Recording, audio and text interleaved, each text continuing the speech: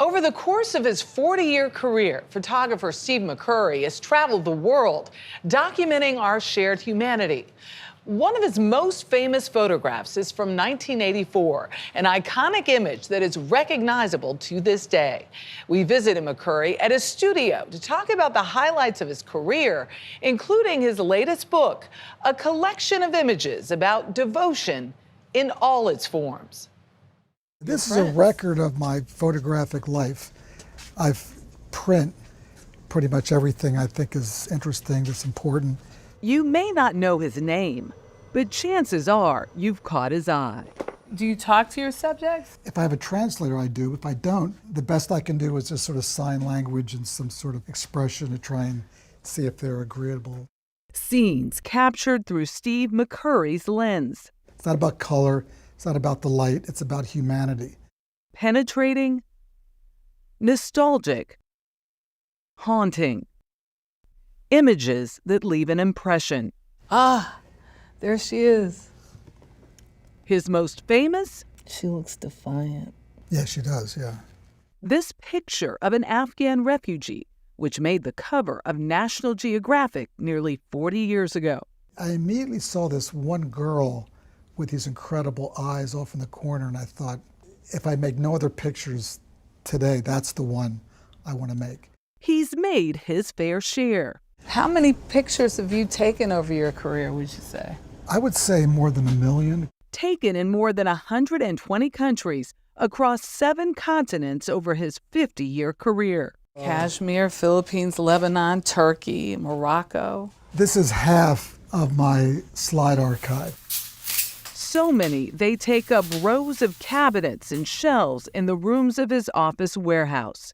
We got Moscow and Madrid, Romania, Tower Records. Remember Tower Records? Oh, yes. He's filled the pages of devotion with his latest. I've always been fascinated with people who are devoted to a cause or something greater than themselves. It could be a faith, it could be some kind of a spiritual practice. McCurry's devotion came through his love of travel. I wanted to go all over the world, see different cultures.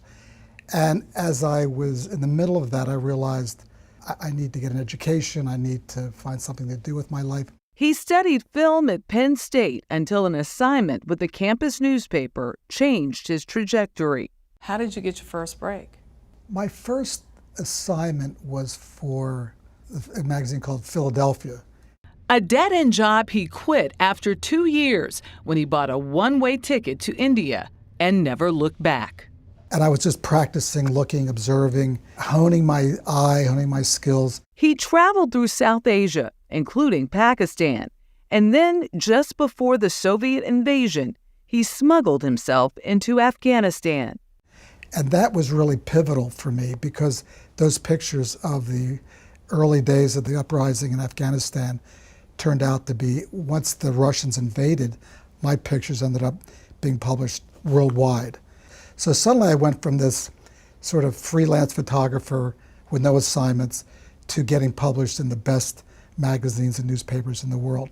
McCurry has an uncanny knack for being in the right place at the right time. Oh man, his eyes. They stare clear through you.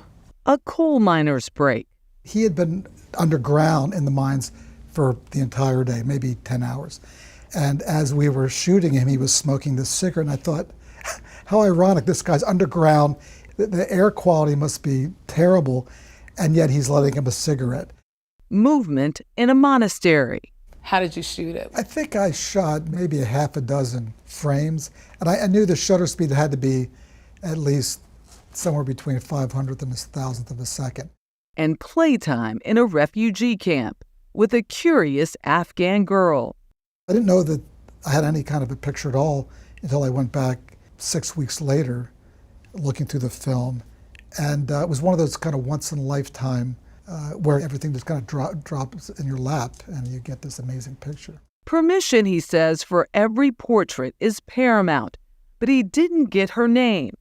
And yet somehow, Sharbat Gula was found 17 years later, thanks to his sister, who helped her immigrate to Italy. Did she recognize you? Did she know you? Did she remember? I think she remembered only because it was such a strange experience. This foreigner there with a camera, she'd never been photographed, so this was like a new experience for her. McCurry experiences the ups and downs of life through the eyes of his subjects. His viewfinder is both a gateway to the beauty and a shield against the horrors he's witnessed. Oh, wow. Where is this? This is in Kuwait. Most of his work captured on the fly. The beauty of that is just capturing life as it unfolds, capturing moments, how people relate to each other. That's my favorite kind of way to work, is just walking around and photographing life as it actually is. It nearly cost him his life.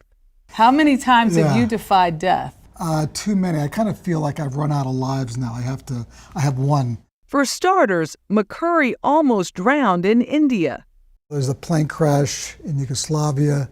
There was multiple times in Afghanistan. And he was on his downtown rooftop in New York City when the towers fell on September 11th, 2001.